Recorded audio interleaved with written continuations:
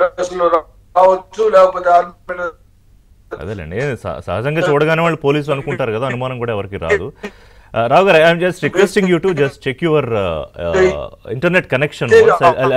I'll come to you. కొంచెం voice break అవుతుంది. I'll come to you.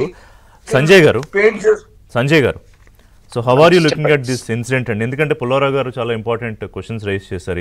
ఈ resistance front అనేది నేను మొదట్లో చెప్పినట్టుగానే, సరే వాళ్ళు లష్కరే తోయిబాకి సంబంధించి అనుబంధ సంస్థ, లేకపోతే వాళ్ళని లేకుండా చేశామని చెప్పి కొత్తగా పుట్టిన ఇంకొక సంస్థ, తర్వాత కశ్మీర్ ఇటీవల జరిగిన ప్రవాసీ పాకిస్తానీ సదస్సులో పాక్ ఆర్మీ చీఫ్ అసీం ముసార్ వ్యాఖ్యలు, కశ్మీర్ అన్నటికీ మాదే, దాని మీద ఆశ చావదు, ఏ శక్తి దాన్ని మా నుంచి వేరు చేయలేదు, ఇంకా చాలా మాట్లాడాడు. ఇవి ఇంపార్టెంట్ అండి సంజయ్ గారు. అంటే ఇది చాలా క్లియర్గా ఒక మెసేజ్ ఇవ్వడానికి చేసిన చర్యనా? అవునండి, చాలా క్లియర్గా. యాక్చువల్లీ ఇది చాలా దురదృష్టకరమైన, బాధాకరమైన సంఘటన అండి. కశ్మీర్ లో ఉగ్రవాదం జ్వాల అంతమైపోతున్న తరుణంలో చివరిసారి ఇంకోసారి జరిగిందే అన్న బాధ కలుగుతోంది. నా ఉద్దేశంలో అయితే కశ్మీర్ ఉగ్రవాదంలో ఒక చిన్న చాప్టర్ మళ్ళీ ఓపెన్ అయిందా అని మనం ఆలోచించాలండి. ఎందుకంటే మీరు ఇందాక చెప్పినట్టు పాకిస్తాన్ లో చాలా అసంతృప్తి ఉంది. కశ్మీర్ సెటిల్ అయిపోతుంది, పీస్ఫుల్ గా ఉంది, ఆర్టికల్ 370 అయిపోయింది, పెద్ద ఎత్తున టూరిస్టులు వెళ్ళారు. మీరు ఇందాక చెప్పినట్టు ఇది పీక్ టూరిస్ట్ సీజన్ అండి. ఈ పీక్ టూరిస్ట్ సీజన్ లో టార్గెట్ చేయడం జరిగింది. తర్వాత అమర్నాథ్ యాత్ర జరగబోతోంది.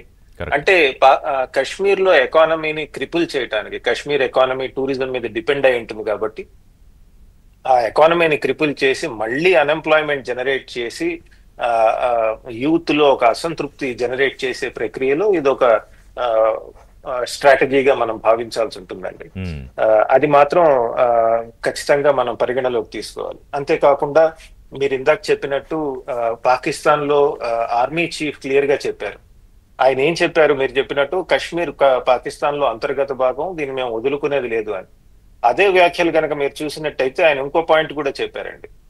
పాకిస్తాన్ ఏర్పడటం, 2 నేషన్ థియరీ చాలా వ్యాలిడ్, దీన్ని మనం మర్చిపోకుండా తర్వాత జనరేషన్స్ కి చెప్పాలి అని కూడా చెప్పారండి.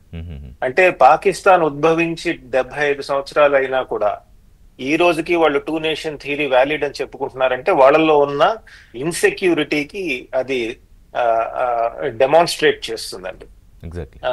ఇప్పుడు మీరు ఇందాక చెప్పారు కదా, టూరిస్టులని మతపరంగా సపరేట్ చేసి నువ్వు హిందువా ముస్లిమా చంపారన్నది.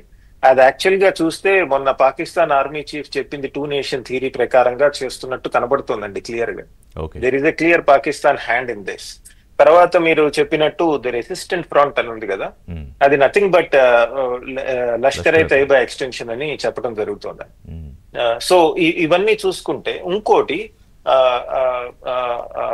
జేడీ వ్యాన్స్ దేశంలో పర్యటిస్తున్నారు.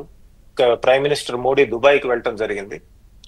మీరు ఇందాక అడిగినట్టు మిలిటరీ ఫ్యాటిగ్ లో వచ్చి చంపటం ఇప్పుడు కాదు, ఎప్పటి నుంచో జరుగుతోందండి. ఉదాహరణకి 2000 లో ఛత్తీసింగ్పుర మ్యాసకర్ అని జరిగిందండి. అక్కడ కూడా మిలిటరీ దుస్తుల్లో వచ్చి సిక్కుల్ని సపరేట్ చేసి పెద్ద ఎత్తున వాళ్ళని చంపడం జరిగింది. అప్పుడు కూడా గమనించాల్సింది ఏంటంటే ప్రెసిడెంట్ క్లింటన్ ఆమె ఇండియాలో పర్యటిస్తున్నారండి. అంటే పెద్ద ఎత్తున అమెరికా నుంచి వేరే పాశ్చాత్య దేశాల నుంచి డిగ్నిటరీస్ వచ్చినప్పుడు ఆ ఇంటర్నేషనల్ మీడియా ఉంటుంది కాబట్టి ఆ ఇంటర్నేషనల్ మీడియా అట్రాక్షన్, వాళ్ళ యొక్క అటెన్షన్ గ్రాబ్ చేయటం కోసం ఇలాంటివి కూడా చేయటం జరుగుతుంది. రైట్. ఆఫ్ కోర్స్ ఈ దుస్తులు ఇవన్నీ these are all part of tactics అండి.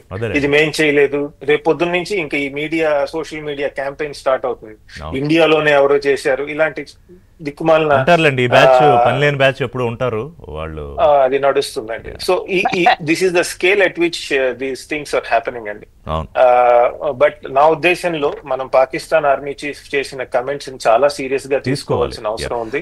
ఒక బ్రేక్ తీసుకుంటా సంజయ్ గారు, ఎందుకంటే నేను ముందే నా ఇంట్రడక్టరీ రిమార్క్స్లో చెప్పినట్టు దీన్ని ఏదో కశ్మీర్ అంశంగానో భారతదేశానికి సంబంధించిన అంశంగానో చూస్తే చాలా ప్రమాదం. అంటే ఇకనైనా ఆ పర్సెప్షన్ మారాలి. పుల్లారావు గారు కూడా ఒప్పుకుంటారు అనుకుంటా. బ్రేక్ తర్వాత